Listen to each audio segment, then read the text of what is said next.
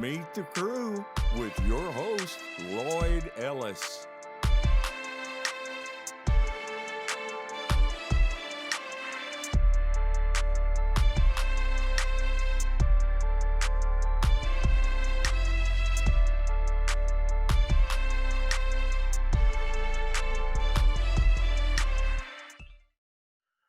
Welcome to Meet the Crew, and today I have my good friend.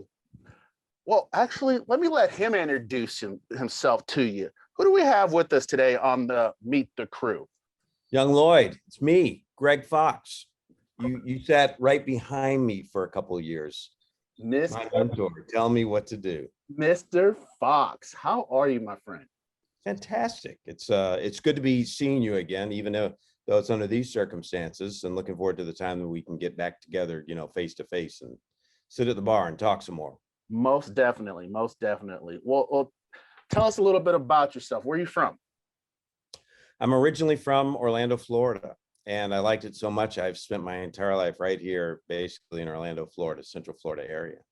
It's a good place for what I was getting into at the time as a young guy, going to school, working my way through law school.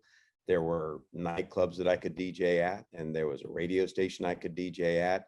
And I figured I liked that so much that I literally made a left turn in my college years and decided to go full-time, full bore into entertainment. And that's where I've been all my life, and doing it all right here, home based out of Orlando, Florida.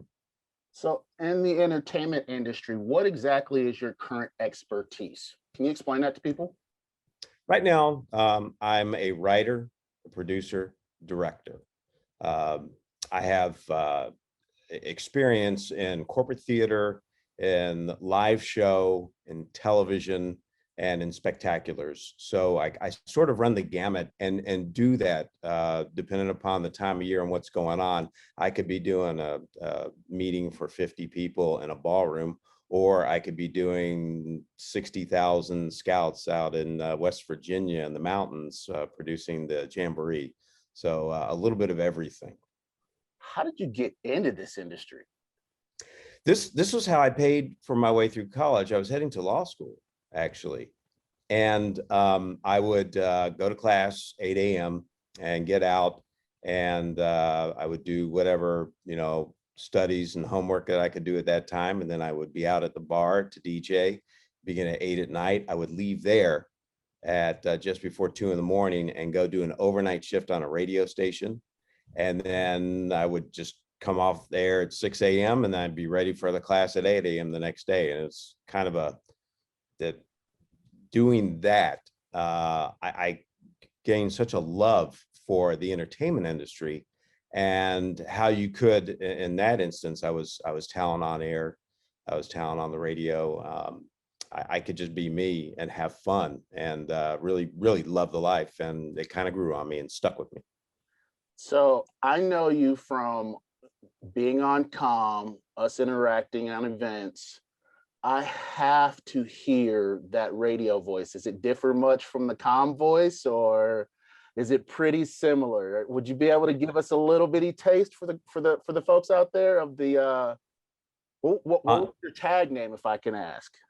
Well, it worked out pretty good. My on-air name was Greg.Fox, and working in Orlando radio, people that know Orlando, from years and years ago, there was Y106, which evolved into XL 106.7, and I worked through all those iterations right up until XL.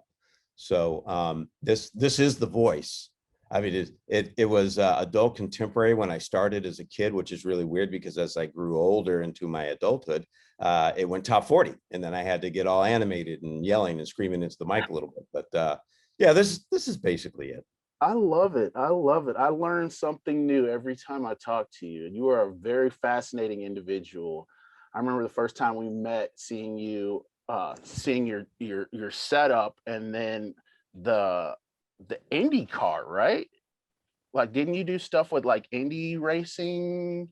I did an event at the Indianapolis 500 a few years ago.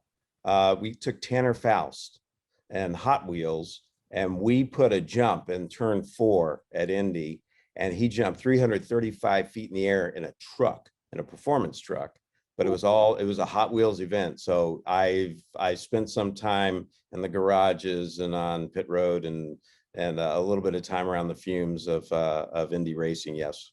So people out here watching this, they don't realize that we not only do events that would be in a ballroom per se, we do events that can be outside at Indy, can be in a stadium, like a lot of people misconstrue what exactly that we do for a living. And I greatly appreciate you coming on the show, kind of explaining the back history of yourself and kind of the walks of what we do for a living.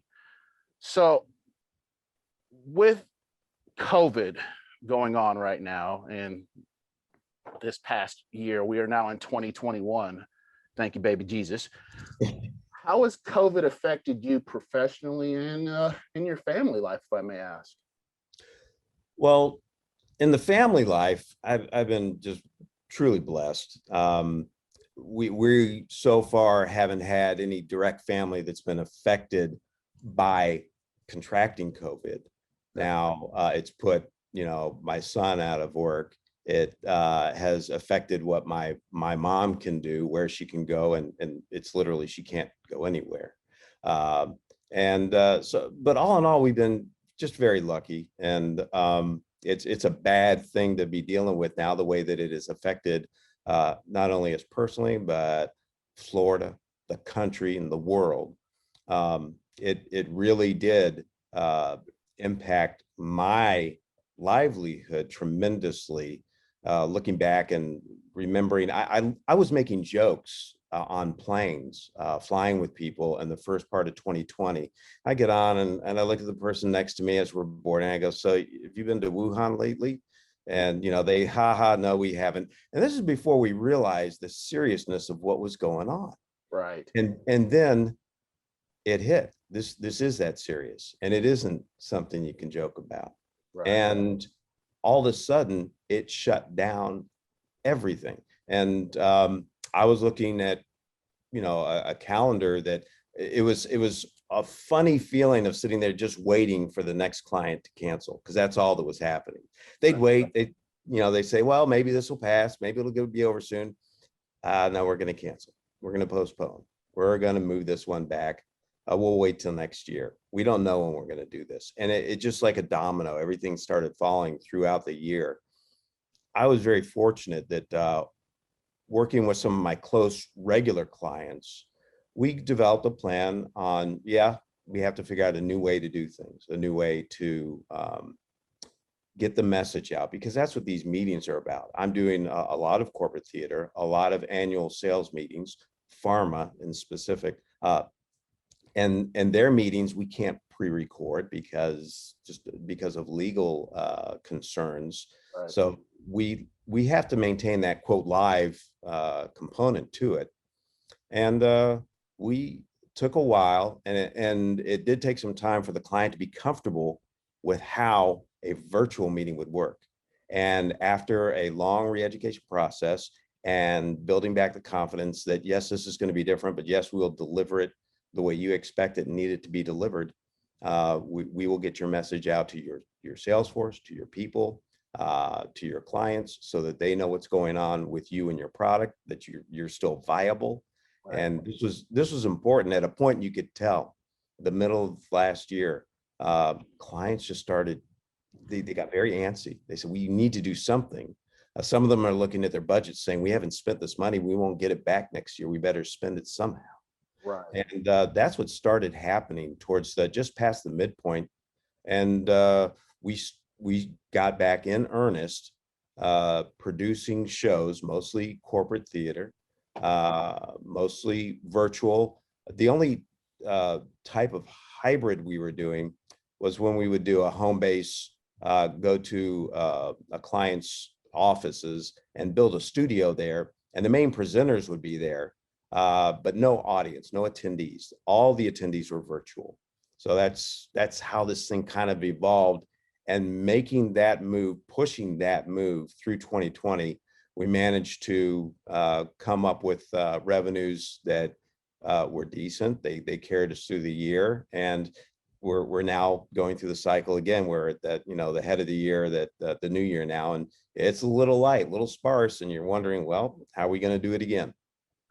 Mr. Fox, thank you for coming on the show. Before I let you go, is there anything that you would like the world to know? Anything special that you just feel that they have to know before I sign you off?